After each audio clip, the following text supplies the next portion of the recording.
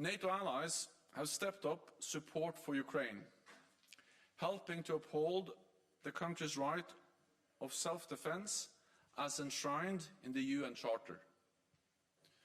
Today, ministers addressed our immediate response to the crisis and the longer-term implications for Euro-Atlantic security.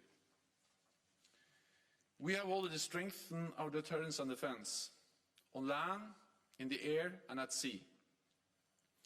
Allies from North America and Europe have sent thousands more troops to the eastern part of the alliance.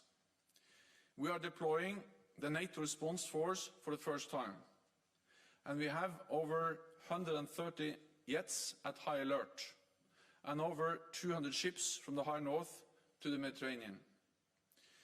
We will continue to do what it takes to protect and defend every inch of NATO territory. NATO is a defensive alliance. Our core task is to keep our 30 nations safe. We are not part of this conflict, and we have a responsibility to ensure it does not escalate and spread beyond Ukraine, because that would be even more devastating and more dangerous, with even more human suffering. NATO is not seeking a war with Russia.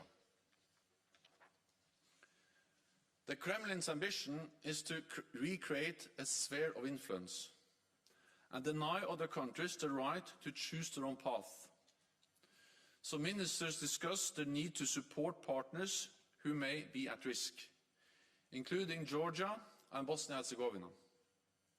Russia's aggression has created a new normal for our security, where fundamental principles are contested through the use of force, and we face the threat of conflict for years to come. There is much at stake: how we organize relations between states, whether democracy or authoritarianism prevails, and ultimately what sort of world we want to live in. Ministers agreed that NATO's relationship with Russia has fundamentally changed for the long term, but we remain committed to keeping channels for diplomacy and deconfliction open. President Putin has failed to divide us. NATO is more united, more determined and stronger than ever. In response to Russia's aggression, we have decided to strengthen our coordination and information sharing with Finland and Sweden.